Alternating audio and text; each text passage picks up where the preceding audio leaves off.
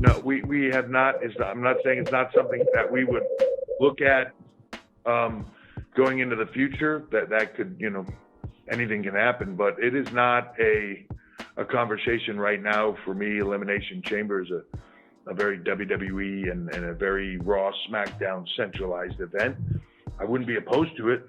At the same point in time, it's nice to be able to have different events for different brands and a different feel, and that just make the shows different. I love the fact that NXT has War Games and the Fight Pit and different things that are synonymous with NXT, and that Raw and SmackDown have those with themselves as well. UK has the Heritage Cup and just a different feel to it. So having those distinct differences are wonderful, that people love those matches, but it gives you a reason to go to those brands, to be engaged in those brands, and keeping them separate is a good thing.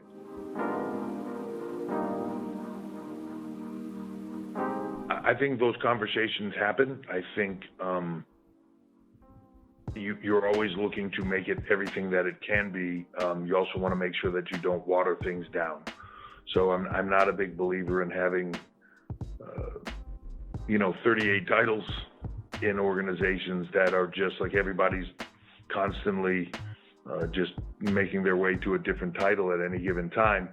And I don't believe that it's always about those championships. There's a lot of different storytelling, but that's definitely a thought that's in mind, and we'll see where it goes. I think especially as the women's division has increased in size, that people were talking about that a few years ago, but I don't believe that the depth and the size of it was there to warrant it. It's getting to that point now, certainly, where it could handle it. So those are conversations that are had a lot.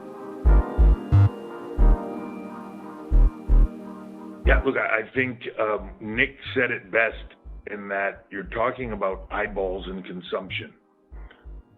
So when in any of our brands, Raw, SmackDown, NXT is no different. You're looking about how are people consuming the product. The world is changing. In some way you would say to yourself, well, and again, not talking about our industry at all, but you say, well, television consumption is down across the board. Are people just watching less content? No, they're watching more content. People are on their phones 24/7. People are watching content on so many different platforms and streaming devices and apps and everything in between, that to not consider those as platforms that are taking your eyeballs. I think Nick said it in a clarification the other day in an interview that he did of even for him, watching SmackDown, he watched it on an app for quite a few months. Those don't count in television ratings. They count clearly. That's a fan watching the show. If you want to look at it in that manner, but it doesn't count as a television rating. You have to look at them across the board.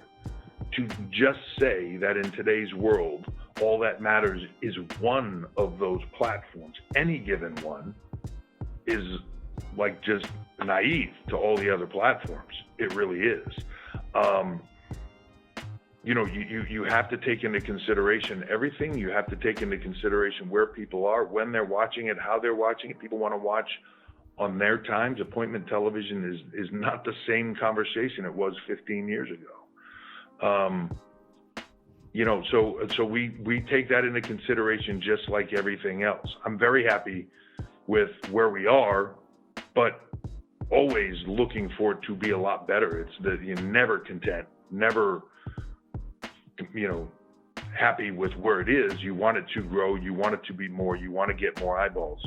The Peacock thing is another example of that. The opportunity for us to have more eyeballs across the board from so many people in so many different ways is incredible, and that's all part of this engagement and driving people to watch the product when they want to, not where and when you want them to.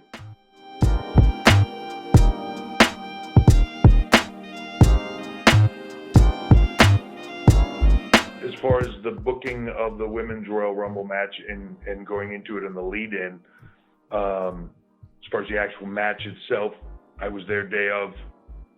A lot of conversations happened around production of it and everything else day of. Prior to that, I really was not involved. But when it comes down to NXT, as they begin to put the Rumble together creatively, there's just an ask. Hey, here's what we think is the right fit for what we could use for women.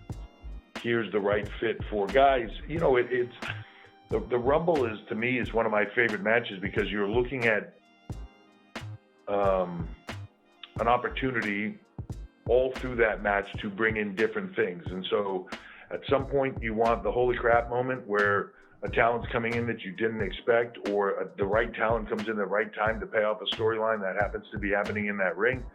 Or you want the surprise, or you want the comedy moment, or you want the celebrity moment, or you just want different things that can lead you in multitude of directions. So it's never as simple as, well, we're going to do X women from Raw, X number of women from SmackDown, X number of women from NXT, and, you know, and or guys.